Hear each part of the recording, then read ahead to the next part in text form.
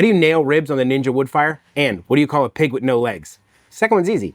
Groundhog. I made these picture-perfect ribs on my Woodfire, and I'm gonna show you how. Ribs are probably the easiest legit barbecue cook you can do on the Ninja Woodfire. So, first things first, you're gonna grab your pellet hopper, and you're gonna fill it with pellets. I am using smoke and pecan pellets. You can use whatever pellets you like. I like these. Grab your pellet hopper and fill it to the top, and give it the dad shake. The dad shake either compacts the pellets and makes it burn better, separates the pellets and gives it lots of air and makes it burn better, or does absolutely nothing and just makes me feel like it burns better. I still do it every time. We're gonna go stick this in the wood fire. Turn it on, set it to smoker, temperature, go all the way left to cold, time.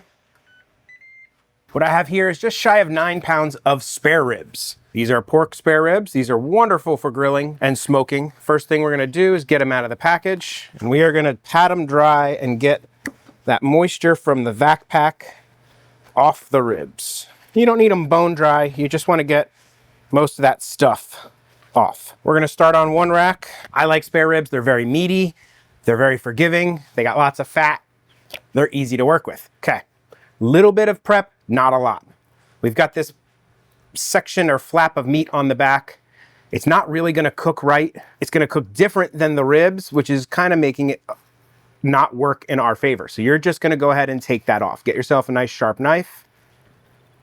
Take that off, we're gonna set that aside. That's still good meat. That is great for stir fries and all sorts of stuff. What we're gonna do is we're gonna turn these into St. Louis ribs. If you can find St. Louis ribs, you can buy them, but they're a little bit more expensive, and you get bonus meat if you do it this way. Okay, this is all meat, no bone. We're gonna go to the very first bone and cut that off. Okay, we've squared that guy. Now, right across the top here, you want to make this straight. There's going to be a little bit of bone and cartilage to go through.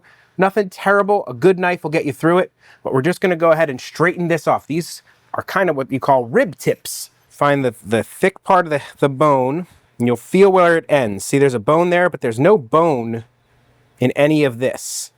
So that's where we're going to go ahead and cut that off. There's a little bit of cartilage in there, but that is still good meat. Okay, this also has a section right at the edge of this bone that has no bone. It is just meat. Time for the controversial part. I don't remove the membrane from the back of the ribs. I score it. Nobody ever notices, and it helps hold the ribs together as they cook. Some people say this is a terrible idea. I have never had anybody complain about my ribs. But to prove my point, I'm gonna do it two ways. I'm gonna score this rack, and I'm gonna remove the membrane from the other one and see if we can tell any difference when they are cooked. For scoring, all you wanna do is grab your knife and run it this way, and then that way. That's it. That rib is done. Same process on this one. If you are a remove the membrane person, for me, the easiest way to do that is to get your knife under one edge and grab it with a paper towel. It gives you better grip, and in most cases, you can kind of get right under there and rip away large strips. And there you go, it's gone. To me, it's an unnecessary step. Our wood fire says it's ready. Now I'm doing what is called the cold smoke. If your unit doesn't have it, turn it to the lowest temperature it'll let you go and smoke at that temperature for the first 30 minutes. One tip I have for you guys to get better smoke into your wood fire is to do the double ignite. Once it says it's ready, just go ahead and hit that wood fire button again and let it ignite again. This should help get your pellets really nice and lit. Today we are doing straight up traditional barbecue ribs. So I'm gonna use a binder of mustard. You don't really need a binder. Some people use it, some don't. And honestly, whatever you use doesn't matter. I've used Chick-fil-A sauce, I've used soy sauce. I've used all kinds of things as a binder, and you don't taste it. If you're just starting out with barbecue, just grab a good barbecue rub from somebody you like, a taste that you like. This is Squeal Team 6 from the Grill Sergeant. It is a fantastic all-around barbecue rub. I am starting with the underside because this is not our presentation side. We're just gonna, even though this is the backside, I still season the backside of my ribs. I like to get a little bit on there. I feel like it just adds a little bit. And we're gonna go with a pretty nice heavy coat. Flip it. You can see I season from up high. That gives me an even spice distribution. This has everything in it. You don't need to worry about the right salt levels, the right pepper levels. Everything is done for you all in one. It makes your life really easy. That is coated. Now I'm gonna go grab a toothpick so that I can tell which one has the membrane and which doesn't. Because honestly, when you're done, you're not gonna know. Stick it in like that. Now I know this is my no membrane rib. Okay, these ribs are ready to go directly onto the smoker on cold. Food safety. To stay food safe, you want your food to come from 40 degrees to 140 in less than 4 hours. As long as that happens, you are pretty much food safe. We're not risking anything here with cold smoke. These are gonna come to temp, no problem at all. What it's gonna do is gonna allow us more time under the smoke to really maximize smoke flavor, which is a problem that you can run into with the wood fire. Let's go ahead and get these on the smoker. Okay, as you can see, I got a little bit of wispy smoke coming out. I got nice smoke happening. To protect my flat top, I'm gonna put this little guy down, and then this guy goes on top. It's gonna be a little tight. All right, I usually do a little bit thinner rib here, so I'm gonna actually have to cut this down even more than I did before on this side. You may have to trim to get your ribs to fit. Just a sharp knife, straight down the side. That should be a little thinner and a little bit better to fit, so we can get 2 full racks. After a little bit more trimming and fussing around with them, I was able to fit both racks on there. You could cook these as party ribs if you want. That's like almost a whole nother meal. While those ribs are cold smoking, we are gonna knock out a barbecue sauce that is guaranteed to match flavor profiles with your ribs in less time than it takes for those to smoke. 3 tablespoons of unsalted butter over low to medium low heat. 1/4 cup of brown sugar. And I'm gonna use a 1/4 cup of my spice rub. Flavor match. I have a little bit extra to finish the bottle. All right, get that all mixing up nice. 1 cup of good old fashioned catsup. And now to add some tang, we are gonna add a 1/2 cup of apple cider vinegar, which I'm using to get the rest of my ketchup out of my cup. Make sure this is kind of on low to medium low. You don't want to burn this. Just want a nice low simmer. And my last step is I like to add some fruit juices to my barbecue sauce. So I'm going to add some pineapple juice, about a 1/2 cup. And then you're going to want to simmer this for 5 to 10 minutes, stirring occasionally so you don't burn the bottom. That's it. Barbecue sauce. If you want it thicker, simmer it longer. After about 10 minutes, I'm just going to go ahead and cut the heat and give it a taste. Sweet, tangy, savory, absolutely perfect. You want to store it in an airtight container and put it in the fridge. This will be good for like 2 weeks. Now I have some left, not a whole lot. With this little bit that's left over, it's probably about 1/4 to a 1/2 cup. I'm going to dilute that with about an equal amount of apple cider vinegar. We're going to use this later. Our 30-minute cold smoke is just about up, and we are going to move to our final smoking temperature of 200 degrees Fahrenheit. I do this temperature because it gives me just enough time under smoke before the ribs are ready to wrap, where I get a really nice smoky flavor. Just for fun, let's look at the ribs and see how they look after this 30 minutes. Not a whole lot of change. I think we're doing okay. At this point, I'm going to take advantage and I'm going to put a Temp, a probe right here in the middle of my thickest rib right here. Because I have the Woodfire Pro Connect XL, I'm going to go ahead and set this up inside the app. Thermometer 1. I set both my grill temp and my target temp on the probe to 200 degrees Fahrenheit. It's going through another ignition setup on the pellets. You can skip this, your pellets are ignited. Or if you want extra smoke, you can let it do it again. It really won't hurt it if you are using the right pellets. I am using the Smoke and Pecan pellets, and I have absolutely never gotten a bitter or bad taste by doing this. Now, depending on what pellets you have, you might want to skip this. I've had it happen with the original Ninja pellets. If you use the heavy smoke under them, they just tasted terrible. And here's the fun barbecue part. I can't tell you how long this is going to take. Every rib rack is different. Every grill is different. It is different every time you are outside from a temperature and humidity standpoint. There are too many variables to tell you how long something is going to take to cook. That's why we use other things like temperature and visual cues to know when our ribs are ready.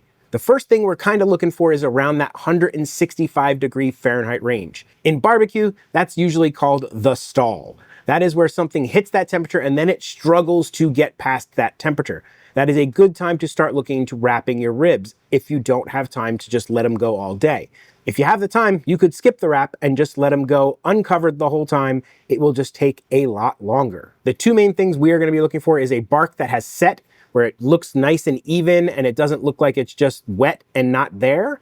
And we're looking for some pullback on the bones. You want them to come back about 1/4 of an inch so you can start seeing the bone through the meat on the ends. Once that happens, you're pretty much ready to wrap. There is one other thing we can talk about. To spritz or not to spritz. It's kind of a personal preference. You don't have to do it if you don't want. What I have here is a little bit of water and a little bit of apple cider vinegar. I don't know why, but adding the vinegar just adds flavor and makes it work better. Shake it up. We are going to spritz these ribs because the water attracts smoke, especially in the early parts of the smoke. So about every 30, 45 minutes, I'm gonna hit these with a nice light spritz. This should help build more smoke flavor for our ribs. All right, I'll see you in a little bit for the first spritz. It's been 45 minutes. Let's take a look and give them a spritz. First thing I'm gonna do is check my pellet hopper. Okay, I am halfway full. Now is a great time to top it off. Okay, you want it like spritzy.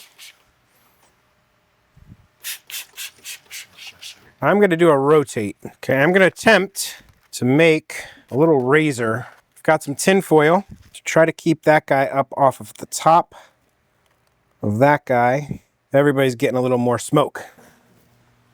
I am absolutely pushing it with the amount of ribs I can get in there, so if your ribs are a little smaller, you might not have to do as much finagling as I am. We are already at 130 degrees Fahrenheit, but our bark hasn't set yet, so we're gonna let these continue to go. It's been another 45 minutes and we are actually getting really close to that stall temperature of 165. We're at about 158, 159. Let's take a look at it. All right, we're getting some, what looks like wet bark still. It hasn't, see, like this is where it's really starting to set, where I'd be happy with that bark. That looks good. That looks good. We still got some wet sections here. I'm gonna rotate this. You can see we're starting to get a little bit of pullback on the bone. Not a whole bunch, but a little bit. I'm gonna give that a rotate. And we're gonna let that roll for another 45 minutes, even if it hits 165. I don't care about that. What I want is that set bark. Another 45 minutes down, and we are right about at that stall. The meat is at 163. Let's go ahead and check it out. Oh, looking way better. The way I can tell it's looking better is, see, I can touch most of this rub and it doesn't come off on my finger. That's what we're looking for. Nice mahogany looking color on these. These are looking pretty good. They could go with a little bit longer time if you wanted to really set that bark better, but I'd like to have dinner sometime soon. So we are gonna move on to the wrap stage of this video. That is where I freestyle rap about ribs. No, it's not. We're just gonna wrap the ribs up. You see, we got a little bit of pullback happening on these. Looking pretty good. All we wanted to do is take this thinned out sauce that we had. We're gonna pour a little bit kind of underneath. That's gonna add a little bit of extra liquid to help this guy steam. Double wrap my ribs.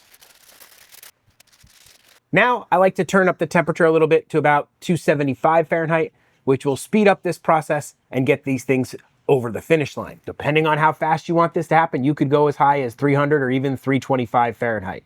All right, I'll see you when these guys are ready. 45 minutes later, and these should be ready for the final step. We've got some good pullback, and here's how you know if your ribs are ready. See how we got a little bit of flop, but they're not like all the way just falling over and breaking? For me, that's how I like my ribs. These are reading about 180. Pretty good, but it could maybe go a little bit longer, but I think we'll be okay with that. Let's check the other rack. Oh, this guy's got way more pullback. Oh yeah, look at that. That is done, son. We don't want to lose that juice. We're gonna pour that in there. Our final step is to glaze these a little bit. I'm gonna set the Ninja Woodfire to broil and let it preheat for a few minutes. For this final stage, I'm gonna take some of my barbecue sauce, not thinned out, and I'm gonna paint it on pretty thick. These are gonna go on the wood fire for just a few minutes to tacky up. And there you go, the sauce has gotten a little bit sticky. It's kind of fused itself to the ribs. And these just need to rest for 5 or 10 minutes. This entire cook took only 3 hours and 5 minutes from putting it on to being able to eat. Not bad. Now, as far as our test went, this is our toothpick, which means this is the one where we pulled the membrane. Looks like that. This looks like the meme of a rib rack. This is perfect. The membrane held the ribs together. You're gonna get better ribs. I just like it that way. I like to cut my ribs upside down. Makes the cutting a little bit easier versus cutting them kind of this way, where you're just kind of guessing with the bones. I like my ribs to have a little bit of chew to them. I do not like fall off the bone ribs. If you like those, let it go longer. Let the meat pull back even more. Let it flop down even more. But for me, like that is a perfect rib. Oh, that's so tasty. You can see where I bit it, the bone is clean. For me, that's a win on a rib. If you can bite a rib and the meat comes away perfectly clean, that is perfectly cooked. Pardon me while I finish this rib. And that is how you make picture perfect ribs on the Ninja Woodfire. Recipe will be on my website, dadgotthis.com. Go check it out. If you want more woodfire recipes, go ahead and check out my book, Bad Jokes, Good Food. It's on my website. If you enjoyed this, please give it a like, give it a subscribe, leave a comment. I absolutely love comments. I answer just about every comment in my comment section. So with all that out of the way, I guess there's only one question left to answer. How did the swine write a novel? With a pig pen. Yeah, pretty bad. Dad may tell horrible dad jokes, show you how to cook perfect ribs on the Ninja Woodfire. But one thing Dad will never do is an outro. So that's it. Bye. This is the part where I thank all of my members. You guys are the absolute best. Thank you so much for your support, and rock on. I don't know why I said rock on, but rock on. You say you like brisket, ribs, and pumpkin pie. But can you handle the dad jokes that come with them? My cookbook, Bad Jokes, Good Food, has over 24 woodfire recipes guaranteed to make you hungry and groan at the same time. Order your copy now at dadgotthis.com.